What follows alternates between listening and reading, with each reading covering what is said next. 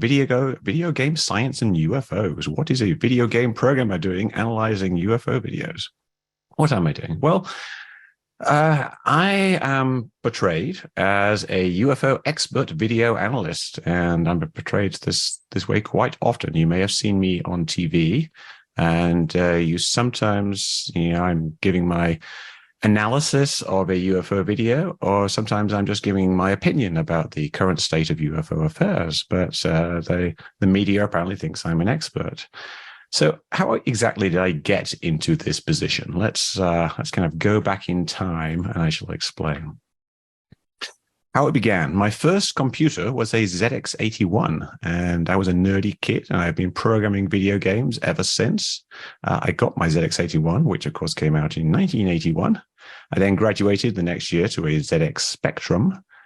These are British computers, of course, which is why they're the ZX Spectrum. And then I graduated to an even bigger computer, the Atari ST, which had 1/2 of a megabyte of memory, and a Commodore Amiga, which had about the same. I went to college, but eventually I had, unfortunately, to get a job. So I joined a computer games company. And this was the first commercial game that I ever worked on. It was called Tony Hawk's World Snooker, back in 1989, which is 34 years ago, I think, a long time ago. This game is a very two-dimensional game, very 2D. It's just this simple overhead view of very kind of blocky pixel graphics. Really was kind of a fun game at the time. Next game I did was called Rotox. Rotox was a weird overhead rotating shooting game, hence the name Rotox.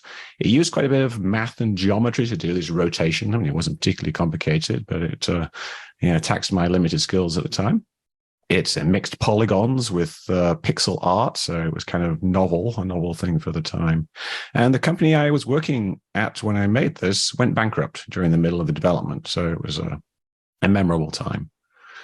After that, I did some conversions of arcade games. This is a very two-dimensional game, just a side-scrolling shoot-'em-up called UN Squadron, where the United Nations goes into African countries and kills lots of people for some reason.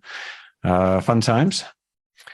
After that, I co-founded my own company called Neversoft. And the very first game we did was this one here called Skeleton Warriors. Now, Skeleton Warriors was a bit of departure, and it was a little bit more three-dimensional. You can see the kind of background on the ground there moves around in 3D. And the characters were actually 3D models that were rendered out in 2 dimensions. So it was the evolution of video games. The next step in that evolution was a game called MDK. Which was the first game I did, which was fully 3-dimensional. You see, we have a large 3D world, pretty empty because you didn't have very much memory back then, 3D aliens and 3D ships. So I'm gradually moving from 2 dimensions to 3 dimensions, which will become important later on. Then we did a game for Activision, a big company in Santa Monica, and this was a game called Apocalypse, which stars a character based on Bruce Willis, who at this point is running around a version of the White House, possessed by demons and surrounded by a pit of lava. Typical type of thing you'll find in a video game. And then last, but decidedly not least, I did a game called Tony Hawk's Pro Skater, which this is, Tony Hawk's 4, I believe, but there were 4 versions of it, 5 versions of it that I worked on. I was the technical director at the time at Neversoft Entertainment, and I did a lot of the programming, I did a lot of the physics, and I did a lot of the debugging because there were a lot of bugs in it. Tony Hawk's Pro Skater contains quite a bit of physics. It's not always the most realistic physics. The gravity, for example, is somewhat reduced to the gravity we're used to, so we can get a much better hang time. And the main character is somewhat unencumbered by the hindrances of momentum. So he's able to change direction very, very rapidly, which makes for a fun game, but takes some liberties with physics.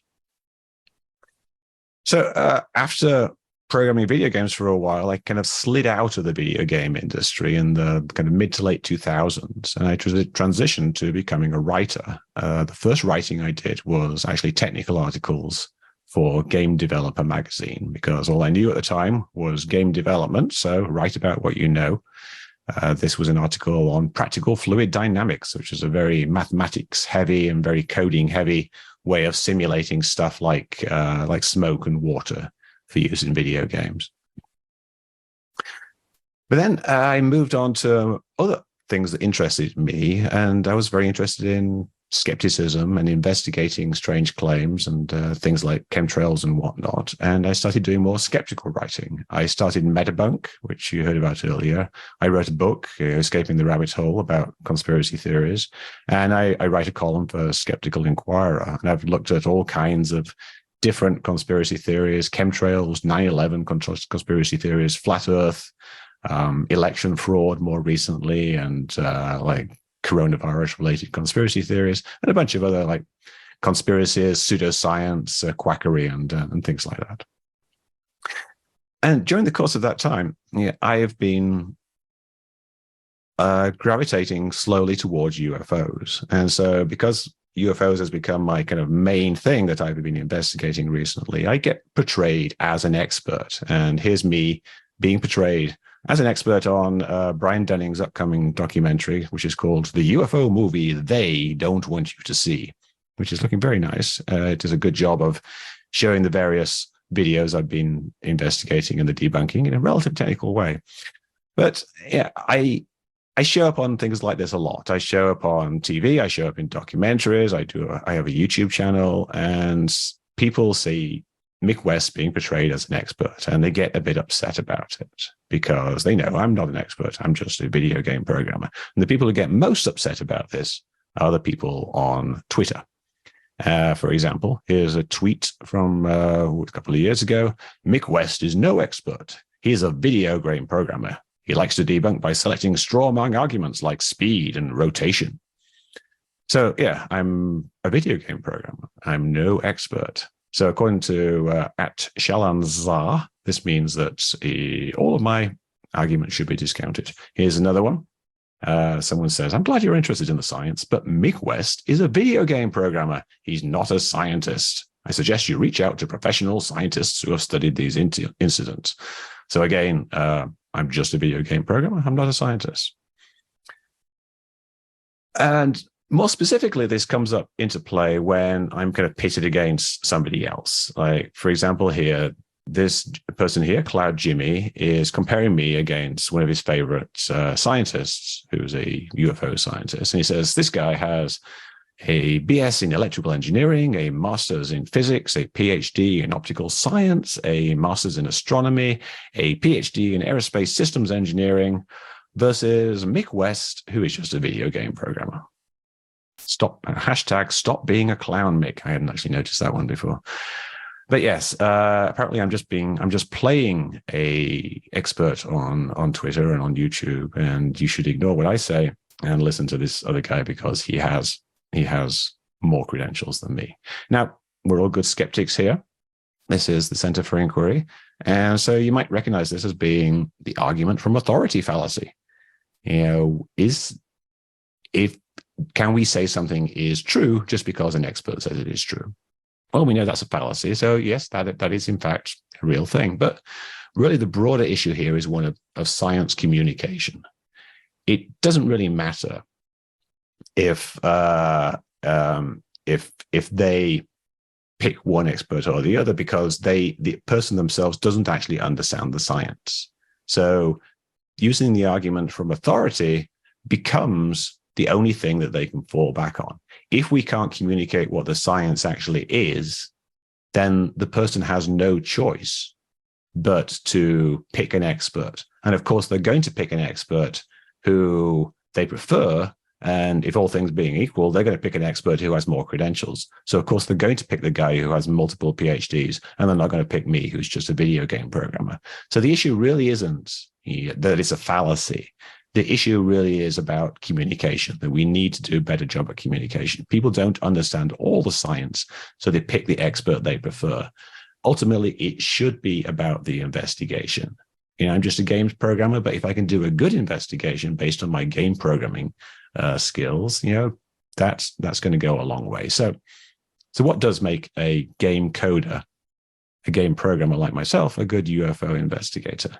Well, let's do a brief list of things that game coders typically understand and are good at. Pixels, the very elements that make up make up an image on screen or a video, the little square things that you see when you zoom in. surprisingly, a lot of people don't really understand exactly how they work. Things like the resolution of the image, what happens when you rescale it, when you resample it, when you make something bigger or smaller, and things like the colors, like how many different colors you can have. This is called the color depth. How many colors can you have a pixel in a pixel, and what happens when you do various things with it? There's 3D math. Of course, when you do 3D video games, 3D math is very, very important. There are these technical things, vectors, which is just a three-dimensional position, transforms, which is a way of moving one position into another position or rotating things and things like that, and perspective, which you all understand. Small things that are far away look smaller, and you have to code that essentially into your graphics. There's 3D physics. When I was doing Tony Hawk's Pro Skater, the physics of the skater skating over the surface and going up ramps and long rails and things is three-dimensional physics. It's very simple, but it uses Newton's equations of motion, and it's typically all you need in terms of physics knowledge to be able to analyze the motion of something in 3D. There's a thing called data munging, which sounds fun. But all data munging is taking data from one format and turning it into another format. Like you've got a JPEG and you want to turn it into a GIF or something like, or a PNG, or you got one set of 3D coordinates and you want to turn it into a version that some software can use. Something you get very good at as a video game programmer is taking data and converting it into other data so it can be used for something else. Human factors. Yeah, this is something you might not think of as a video game programmer, but I'm programming a game and people are going to be playing that game. And so I have to understand the human factors of how they interact with what I do and how I can change my programming. For example, like what happens when you press a button, or what happens when you hold a button down, or you lean the sticks left or right. How do people perceive that? And how do I program it so that they have the best experience? And how do I get over any little hiccups that they might have? There's things that you might be familiar with, like compression, when you take an image and you make it smaller. Video compression, when you take a video or something, you might see little artifacts and little flickering things. These are things that you deal with a lot in video game programming, because we typically use video and we don't have very much memory, especially back in the day. So we use a lot of compression. So I'm used to the way things look with certain types of compression, which is very good for spotting issues to do with compression. Things like frame rate, just it's a standard video game thing. Back when I was a kid, we made our videos at 30 frames per second, and then we would make them at 60 frames per second when things got more powerful, and now they're kind of variable. PCs go like 120 frames per second. Understanding all these different frame rates and how it relates to what we see on screen is very useful for analyzing videos, because videos often come in different frame rates. Sometimes people record at 30 frames, sometimes at 60, sometimes 25. You've got to take that into account when you're analyzing the physics. Debugging is the video game version of debunking. It's figuring out what's going on. And if you get good at debugging, you can be good at debunking. It just naturally follows. And then coding, finally, if you're a video game coder, you're going to be good at coding. And you can use coding to create simulations. And you can use these simulations to demonstrate things to people about your analysis. You can demonstrate your analysis to other people. So I'm going to go for a few examples of how these things actually apply. But first, the most important idea here, I think, with video games versus UFO analysis is that 3D graphics is video analysis backwards. A video game is a 2D video. When your screen in front of you is just 2 dimensions, it's not 3 dimensions unless you've got some kind of VR headset. And so what appears on the screen is a 2-dimensional video. And to make a 2-dimensional video, you take a 3D world with all these positions in this 3D world. Let me just stop this. Oops. I don't know how to stop it, but so you'll take, for example, like this corner here, this corner here, this corner here. They all exist in a 3D world. This one's further away. This one's closer. The skater itself is closer. You need to take these positions in 3 dimensions and convert them to 2 dimensions. Where are they going to appear on the screen? And this is like the fundamental thing you do in 3D graphics is take 3D and make it 2D. So if you've got something like a UFO video, say this was a video of a flying saucer, it starts out as 2D. But what we want to do is figure out, where is this flying saucer in 3 dimensions? What is it doing in 3 dimensions? Is it moving very, very fast? Is it far away? Is it close to you? So you can take that 2D and take the math that you would have used as a video game programmer that converts 3D into 2D and just flip it. And now you can convert 2 dimensions to 3 dimensions. Or at least you can kind of do that.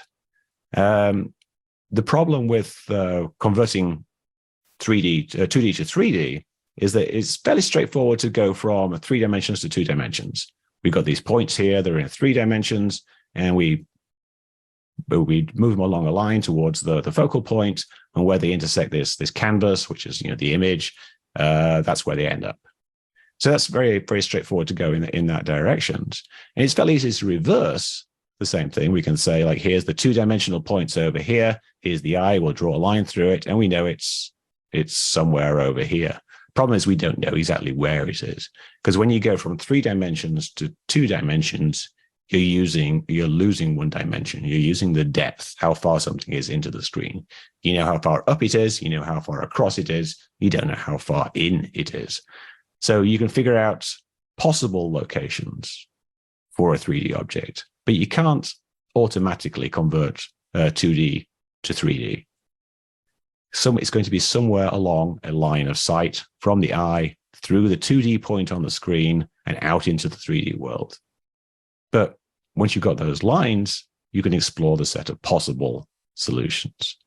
Here's an example which might clarify this a little bit. This is a UFO video. This is a video in St. Ives in the UK, Hale Beach. And you can see a little white dot here, just kind of moving along, and it kind of hovers here for a while. And then in a second, it's going to shoot up into the sky. So we have something comes from here over to here, and it's going to shoot up into the sky. So this is a UFO. And when people look at this the first time, they think, oh my God, it's like this craft that's over on the horizon, because it's just above the horizon. And then it shoots up into the sky at incredible speed. So it must be some kind of amazing flying saucer. The question though is, like, is it actually far away? Is it near or far away? So we can do the analysis I just described on this particular 3D video. There it goes, shooting up into the sky like a rocket. It would be like a rocket if it was several miles away at the horizon. So what we want to do is try to kind of set up a simulation so we can see exactly what might be happening. So I figured out where the camera was, and I'm fitting this field of view to it so I can figure out what it looks like.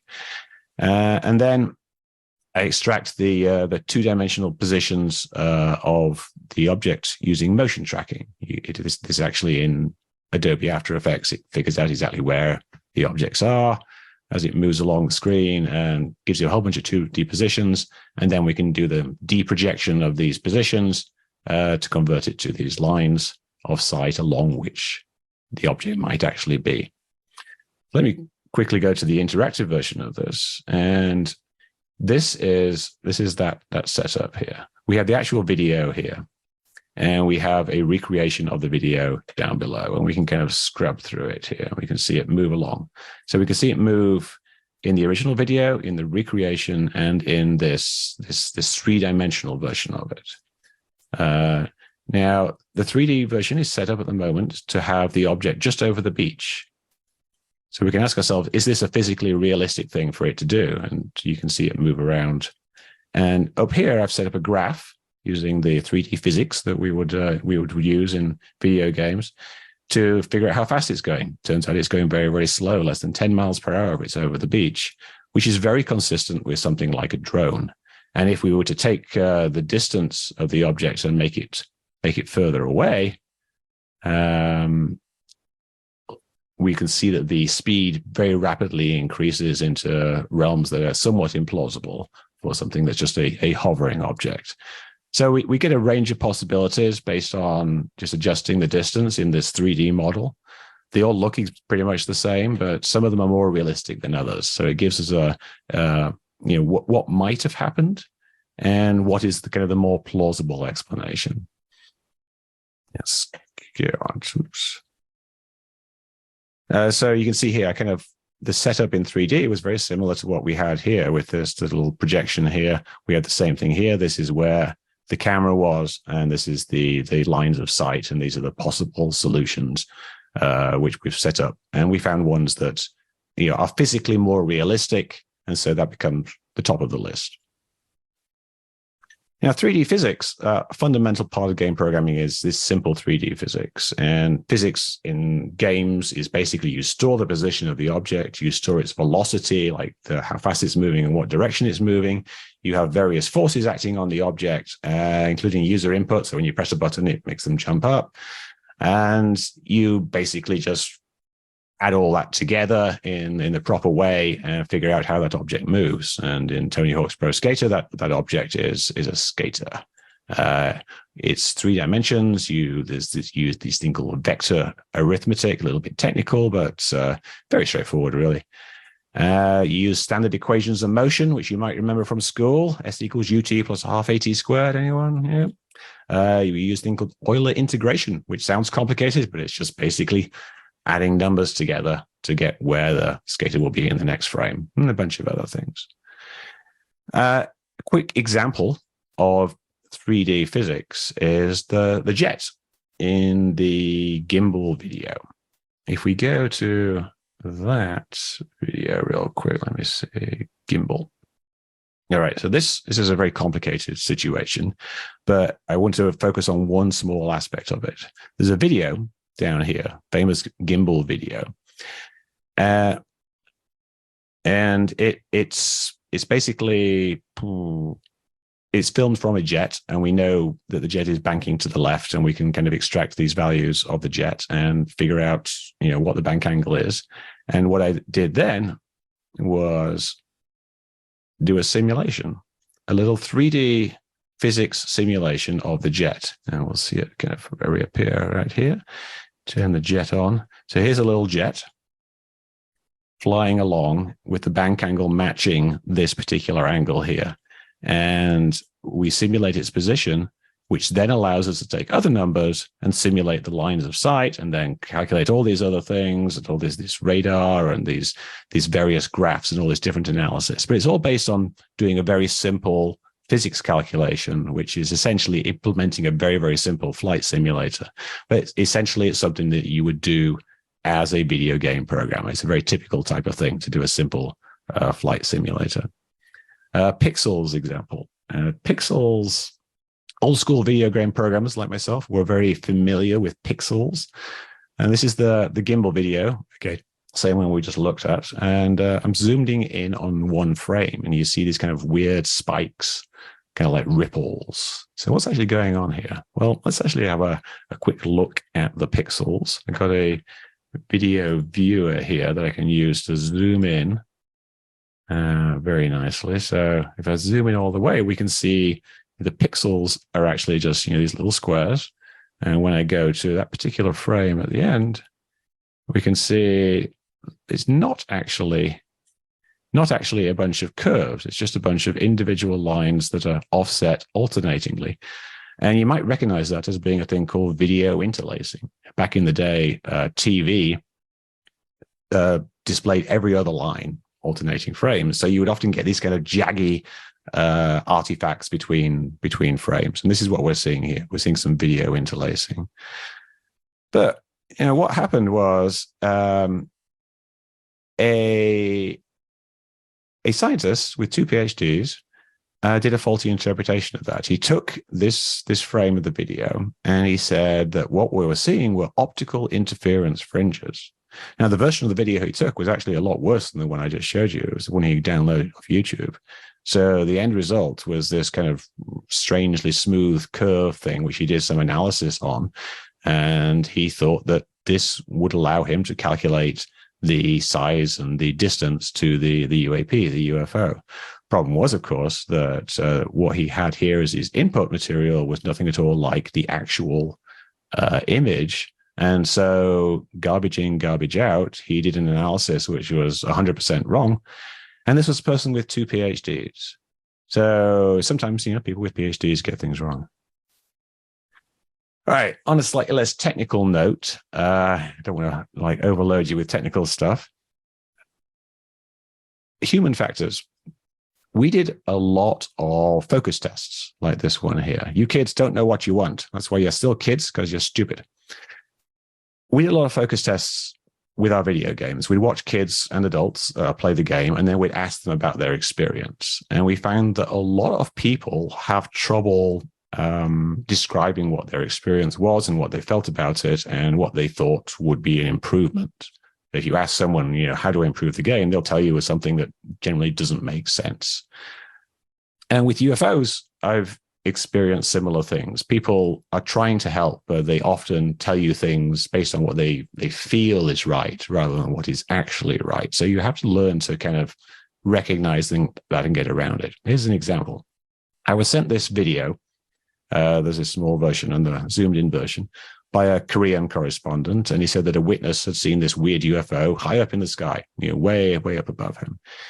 So I asked him to redo it in daytime, and he sent this image, which wasn't from where he took the thing, showing where he thought he was and where he thought he was looking, and then a picture possibly from there showing where he thought the UFO was, just like up there in the sky. So I asked him again to do it, and then he sent me this diagram with Korean notation. I guess that says phone lines and various other things, but not very useful. And then somehow they managed to get the power company to come around and examine the power pole, and they took some other photos. None of those were from the right location, though. So even though I'd asked them very specifically, give me a photo from where you took the photo, they somehow couldn't do it. But I managed to analyze the original video and boost the levels by kind of adding the frames together, and something kind of showed up right there, and we can kind of see roughly where all the power lines and things are. I was able to kind of distort this, even though it wasn't from the right position, and it kind of showed up that it was actually right by the wires, despite him insisting over and over again that it was nowhere near these wires. Turns out it was actually by the wires. And it turns out that what we were looking at was just a little clip on the wire. So, when you're talking to eyewitnesses, they're usually very honest. They're usually trying to help, but they often make mistakes. And this is something that, I've experienced a lot with people trying to describe things in video games. And that experience has been very useful in talking to people politely, because you have to tread carefully when you're kind of saying someone might have made a mistake. Here's a more complicated example. This is the Agua Dia video, a UFO video. It's shot by a Coast Guard in a plane that was circling the Agua Dia airport in Puerto Rico. And it was tracking this weird flying UFO. So here we've got a 2D video. Can we take this 2D video with all these very nice background, little houses and runways and things like that? Can we take this 2D video, convert it into a 3-dimensional world to see what might actually be going on here? Well, this is a great video because it has a lot of data on the screen. We have the camera position in latitude, longitude, and altitude. The camera position is right here. So it says aircraft. And that's the latitude, that's the longitude, and there's the altitude. So that's really, really, really very useful for a reconstruction. We also have the target position. It says over here, target. So it's saying what we're looking at. Now, this isn't actually the object itself. This is what's the ground, what's on the ground behind this crosshairs here. But, also very useful. We have a very detailed background, which we can use to geolocate things more exactly. If something doesn't exactly line up, we can say, like, here's a road. Where is that road? Does it match these coordinates? It's a wonderful video in terms of the amount of data in it. 7,000 frames of data. So what we can do is go through all 7,000 frames of data. We can type in the coordinates from each of the 7,000 frames of data, and that will be a great data set. Luckily, it was already done. Somebody already went through it. They kind of crowdsourced it. A bunch of different people did it. They did it back in 2015. They made a 7,000-line spreadsheet on the Above Top Secret forum. Amazing effort. And it came out to be this wonderfully useful piece of data, which we can use for reconstruction. So we've got these 2 data sets here. One is the planes track, and the other one is the target track. Both of them, of course, are somewhat noisy and low resolution, so we're going to have to do a bit of munging on these. So here, these little white dots represent the actual recorded positions of the plane. Now, planes don't fly in zigzags like this, so we have to use a kind of our general knowledge of physics and how a plane might bank to, again, with our 3D geometry and our munging skills to create a path that smoothly goes through these points. And this gives us a nice camera position, essentially. Next, we've got the target track, which is terrible. It's just this weird squiggly thing. We can't really do very much with it. So what I did there was something you have to do in video game programming, which is create a custom tool to edit the path. And I did that with basically a spline editor. We've got here the original video. We've got my simulation of the video. We see it doesn't quite match. There's the road here, the road down there. Didn't quite match before. So I moved this position of the path. Now it matches. And then keep doing that for the entire thing. And we eventually get a path of lines of sight which matches the what we see in the video. We get a replication. We get a simulation exactly the same. Now we can use that to start analyzing what's going on. So let's have a quick look at that in the interactive way. Aguidia. So this is software that I wrote. It's also available online. You can run it in a web browser. Again, it's got the actual video up here. It's got the simulated video down here, and it's got all the lines of sight. This line here is the path of the plane. This kind of bluish line down here is the reconstructed lines of sight. And then we can use that, the blue lines are all the lines of sight, and we can figure out a way of going across these lines of sight. And this green line here ends up being the very simplest way you can traverse the lines of sight. And it turns out that if you start here and you go to here, starting about 18 miles per hour, kind of descending gradually, you get a trajectory which solves this problem perfectly. Now, of course, there are other solutions. There is this red one down here. This will be something that is moving down by the surface and not actually moving high in the sky. Like this green one is actually fairly high up above the runway. And the red one is low down to the ground, and it actually goes underwater at various points over here. So we have to ask ourselves, like, which one of these two is more likely? We've come up with some solutions. One is physically very plausible. The other one kind of maybe looks more exciting, but is it actually something that's plausible? So with that, we end up having two possible solutions, and then we have to kind of do our analysis of those and perhaps do a bit of human factors. Why does this super fast thing whizzing over the ground look more enticing to people? Well, it looks more enticing because that's what the video actually looks like. The video looks like something whizzing over the ground. But is this 18 mile per hour version plausible? Well, it turns out that just upwind of this location, there is a hotel about here, just off the map here, where they release wedding lanterns, these so-called Chinese lanterns or sky lanterns or fire lanterns. They're just kind of big paper bags, and they've got like a little bit of burning fuel in the bottom, and they will release them here. Normally they will go out to sea, but the wind that day was blowing over the ocean, over the airport.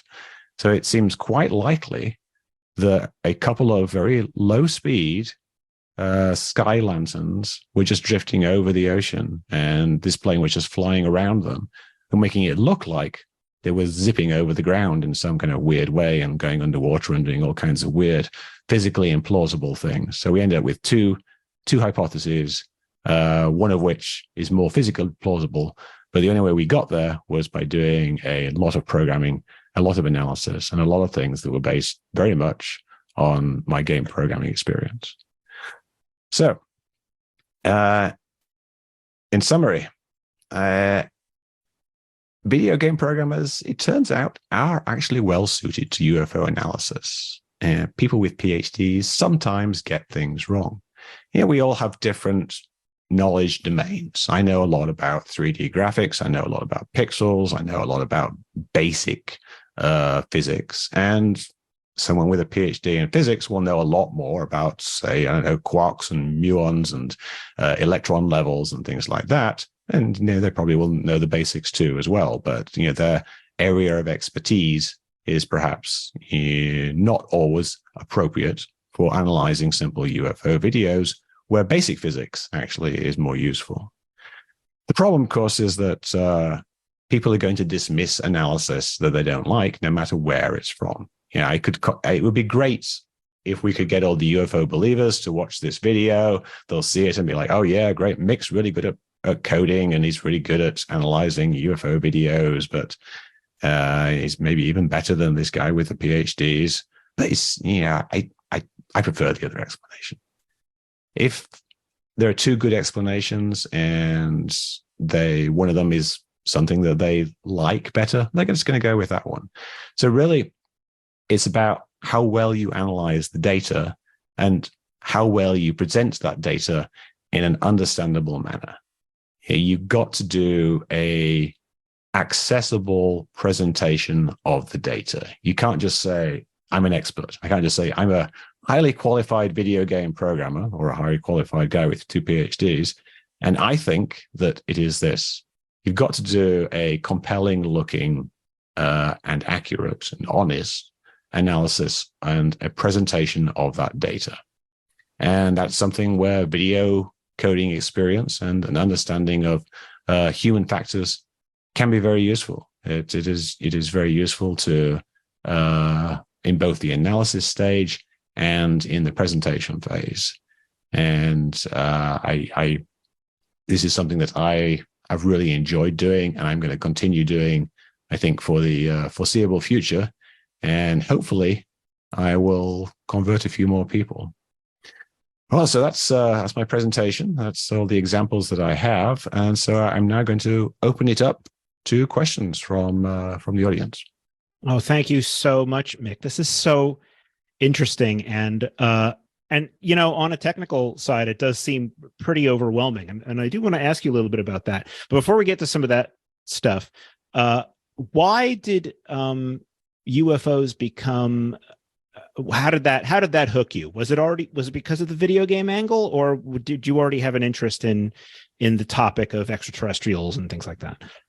Well, UFOs are one of the things that had always kind of existed on Metabunk as a kind of a background topic, but they kind of really came into prominence in around 2016 when there was a kind of a semi-famous case called the Chilean Navy case, which apparently the Chilean Navy spent 2 years analyzing, trying to solve this case, and they couldn't do it, so they released the video. And then Metabunk ended up solving the case in just a week, which was a lot of fun. I really enjoyed that particular case, and that kind of got me really much more interested in doing UFOs. And then it kind of coincided with this kind of national hubbub around UFOs starting in 2017, with the New York Times publishing an article on UFOs and various UFO videos being leaked or released from the US Navy. And so I got into analyzing those, and because they were such well-known videos, there was a lot of attention on them, and so it was very interesting and challenging to do analyses of them. So that's kind of how I got into it. And I take it you have not yet been contacted by members of Congress to help with their ongoing UFO investigations, because it seems like you'd be the guy to ask. Not yet, and I think this kind of boils down to the fact that I'm just a video game programmer. Okay. Sorry, please. No, go ahead. Yeah, I think the people who are serious people, they don't have very much to go by in terms of like picking experts. So if they just want to go by someone's resume, they will obviously pick the person who's got multiple degrees, multiple PhDs or whatever. But if they actually look at the results, if they actually look at all the things that I've done versus what other people might or might not have done, then they might pick me. But of course, they don't have the time to do that. These are serious people, generals and whatnot.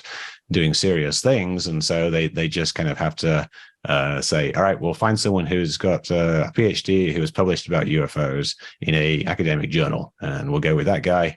And someone's, but I saw this amazing YouTube video by Mick West, and they go, what? No, we're not going with some YouTuber. What does he do? He's a video game programmer. No, yeah. So it's an issue. It's an issue. I can't actually do any serious work for the government. Not that I'm really seriously thinking that I would, but it's not helpful that I'm just a video game programmer. Well, it's interesting because one of the questions we just got in from Keith here, he asks, he says he's curious why you don't consider yourself an expert despite your obvious skill set. And I understand you don't necessarily have the I do. Bucket of PhDs, but yeah, I do consider myself an expert in that I've analyzed a lot of UFO videos. So I'm an expert in this field, but people don't realize that it's something you can be an expert in without having something else to be an expert in. Like you'd say, you have to be an expert fighter pilot. I'm a pilot, but I've only just done the basic training and the basic long distance solar. Or you've got to be someone who's published scientific papers. Like this guy's published 100 scientific papers. So obviously we'll go with him. So yes, I'm an expert, but not in a recognizable subject. That makes sense. And one of the folks who also asked a question, Thomas McQueen, asked, have you shared your analysis with the dual PhD? And did they acknowledge the shortcomings of their own analysis? Yes, I did. And yes, they did. And they did ask me to kind of hold off on publishing my analysis of their analysis. But that was about 6 months ago. So I think enough time has passed since then. But yeah, people, if they go out there and they publish something and it's available to the public, I think they're going to expect criticism. I think it was a bit unhappy that I kind of so quickly explained what the issue was, and it was kind of a rather egregious error on his part using the wrong graphics. But we move on. I'll keep doing my analysis, and I'm sure he will keep doing his analysis. That actually brings up a question for me. Is you mentioned how you're crowdsourced that one video, they said it took about a week. When you're working on one of these on your own, what is the time commitment for this kind of thing? This looks like it must take ages. That's how it looks I know nothing. So that's what it looks like to me. Yeah. I mean, I spend a lot of time doing it, but I'm essentially retired. And some people spend a lot of time building model train sets. Some people spend a lot of time watching television. A lot of people just sit in front of the TV all day. I spend a lot of time analyzing UFO videos and making 3D reconstructions and then making educational videos explaining what I've done, which I think is a not unreasonable use of my time. I mean, it's not a great career or anything, but it's fun and it's interesting and it's educational and it's even helpful to some people. Well, we're pretty glad you're using your time for it. It's pretty good for us too. We have actually a few really good questions here, and one that I actually wanted to get to. So I'm glad, Scott Snell, thank you for asking this one. Computer-generated fake videos of UFOs are likely to be harder to debunk, he says, as the technology improves. And I'm wondering about that. We see a lot of people doing these AI-generated videos now that are just on demand. I mean, they just get churned out. So he asked, does your expertise give you an advantage for analyzing those? And I'm just curious if those really are harder to do, as he says. Yeah, they are hard to do, but this is an issue that already existed. We already had UFO videos that were indistinguishable from potential reality. Obviously, they look like weird flying saucers, so they're probably not real. But what you do there is that you start off with the provenance of the video. Where did it come from? Give me the original in-camera original file. And do we have any other witnesses? Do we have any other footage? Like if it's this amazing ship flying over New York, you'd think that more than one person would take a video of it. So we've already got kind of a process in place for kind of authenticating a video. And if it passes those steps, then you get into the actual down in the pixels and the 3D analysis. But there's already a lot of fake videos, and I see them all the time. They're usually pretty blurry, and they'll probably get better in the future. But if there's not a real person behind it who claims that they took it, and they can't produce the camera that they took it on, and they can't show you the memory card with the file on it, and you can examine that original file, then I usually don't even bother.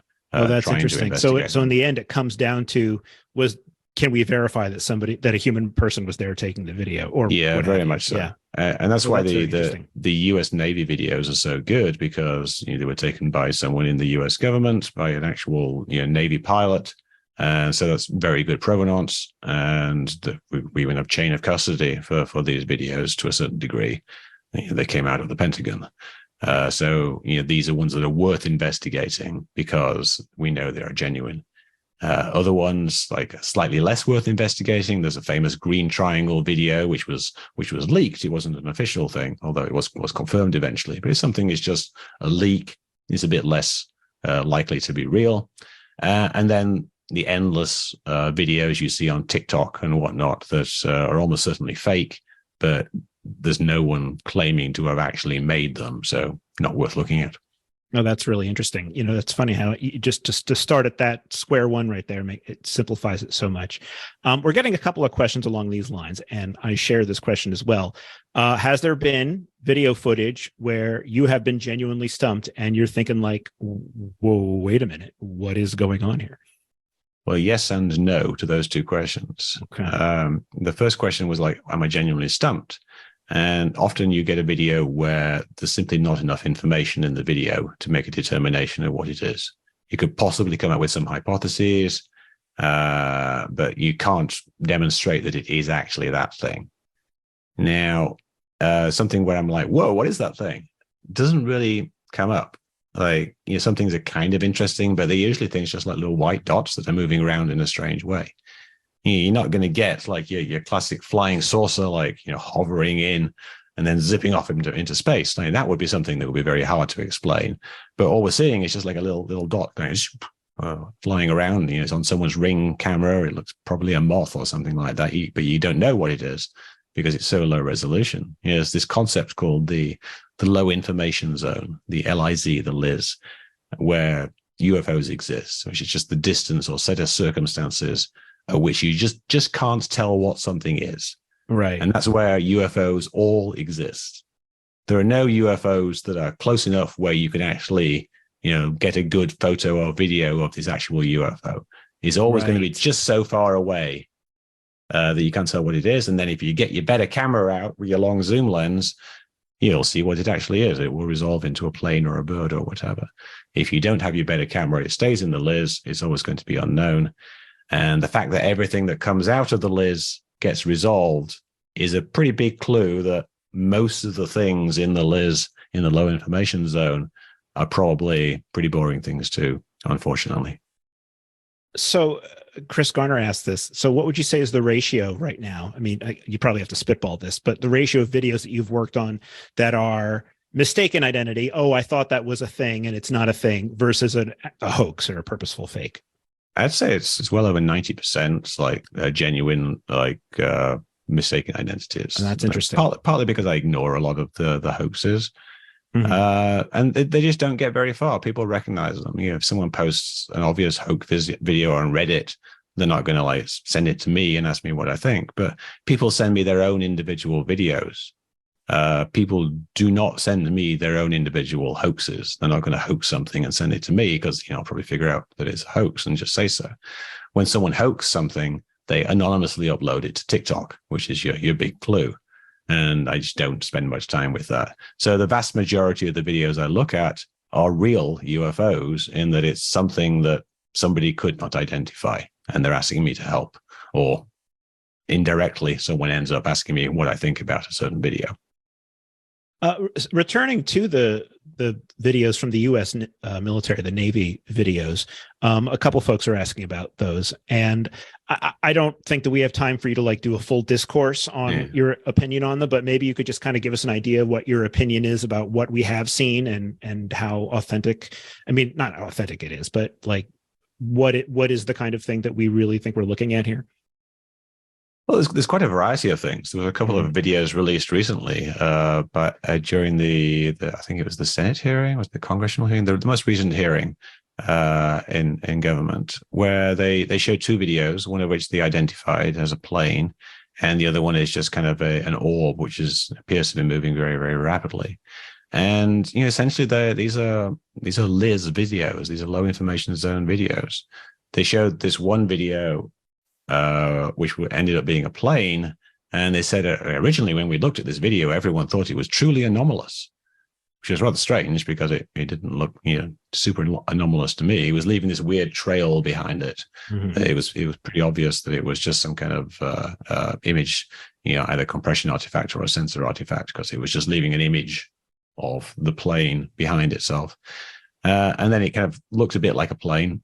You could see a bit of the tail and stuff like that, and you could see the engines glowing in infrared. So it was a little surprising that they used that as an example. And then the other one was just this kind of, again, just like a shapeless blob, kind of an orb type thing. It looks a bit shiny, and it looks like it's moving very rapidly, but it could very well just be the parallax effect on the plane moving past it, like with the Aquidea case that I showed earlier. Unfortunately, there's far less information in that video than there is in the Aquidea case, so it'd be very tricky to do a 3D reconstruction. You'd have to kind of speculate a lot about what's actually there. So on a video like that, that's not making you, as someone who is used to picking these things apart, is this like an example of a video where you're just like, well, it's not enough information, what can I do? Or is there ever like a little heebie-jeebie feeling that you get of like, oh, I don't know what that is, that's weird? Does that ever come up for you at all? No, because the more mysterious a video is, invariably the less information there is in that video and about that video. So in this more recent orb video, it's kind of interesting, but I did some analysis of it. You can tell that before the orb flies into view, we can see it's a video taken from a Reaper drone, one of these very large winged drones. And we can see that it's actually moving because the shape of the building changes a bit. So we can tell it's moving in that direction, and then the orb flies in the opposite direction. So it kind of looks like parallax effect. You can do a very simple observation of the fact that it's about the size of 2 telegraph poles in width, which gives you an upper bound on how big it could be. It can't possibly be bigger than the width of 2 telegraph poles, because if it was bigger, it would look bigger. If it was closer, it would look even bigger. So we can get an upper bound on that. So there's some very simple analysis you can do to get some parameters. It's probably something like a balloon drifting in the wind, but we can't say that for sure. We can say that's a possible hypothesis, but there's not enough information to really say for sure. And it could be something else. It could be an amazing anti-gravity craft that's being used by the Syrians to do whatever. But we don't know. We don't know. Martin Heinsdorf asks, it looks like some of the techniques that you use can be used for videos for ghosts or other magical events, and wonders if you use your expertise in debunking this kind of stuff as well. I do occasionally look at ghost videos, not so much recently, but I have done that. But yeah, that's something where you're basically, again, trying to do a reconstruction of what happened. So you look at the environment and you see what direction you're looking in, and you see, what could exist in that space that could explain, what we're seeing. So it is somewhat similar, but usually ghost videos are less precise than UFO videos. You don't have a craft flying around in the sky. You just have like a shape or something like that. And it's more often you see ghost photos than ghost videos. So that they're kind of fun to analyze, but it's not really the same thing. Yeah. Now, this is an interesting question. I was, as you know, I'm watching the thing and I'm going, wow, this is a lot of technical stuff and I don't understand it because I'm not that smart. We've had a couple of folks who have written in to ask, where can we get more of the technical side of this presentation? We have one question asking, is there a full presentation that is more of the technical stuff? But also some questions about like, where are some other resources they can go to, particularly the software that you mentioned, I believe. Yeah, the software... the software is called SITREC, SITREC, Situation Recreation. And you can find it at metabunk.org/SITREC. And it's just a web app. So it runs in most browsers. Yeah, for some of the video versions, you will need to use a browser like Chrome. It won't necessarily work in Safari or Firefox. So just use Chrome. Everyone has access to Chrome.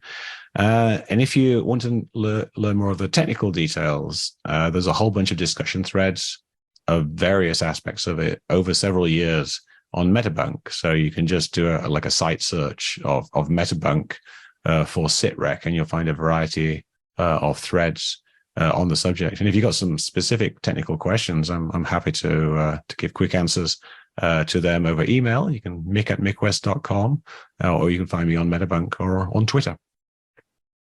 Perfect. And does there exist a presentation in which you do even more of the technical stuff than you did for us today?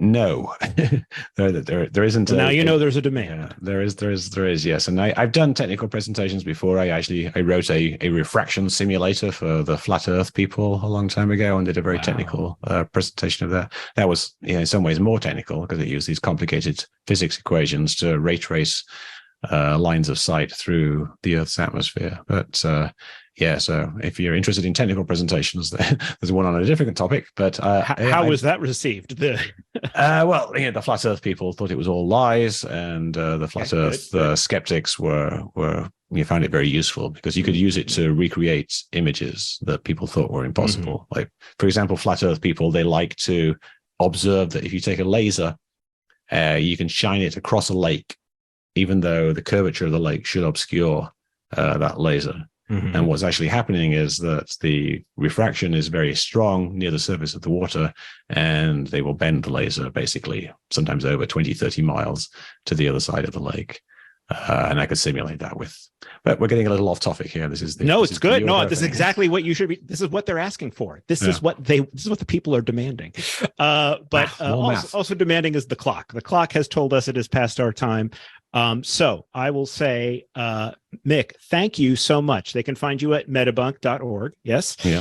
And also, he is a columnist, folks, for Skeptical Inquirer. So you can find his stuff at skepticalinquirer.org. I even wanted to ask you about like the UFO sightings in Ukraine that you said were flies and that Avi Loeb said was not. There's lots of great stuff happening over there. So find Mick all over the place there. Thank you so much, sir. Thank you to our producer behind the camera. You can't see Mike Powell at CFI. Most of all, thank you, everybody, for taking the time to listen and learn and think and ask questions. Inquiry, it's what we do here. It's the name of the game, folks. So good to have you all with us. If you want to enjoy this program over and over and over again, you're in luck. The video will be posted probably some point tomorrow, right online at skepticalinquirer.org. So thank you again, Mick, and thank you all again. And good night. Good night. Thank you.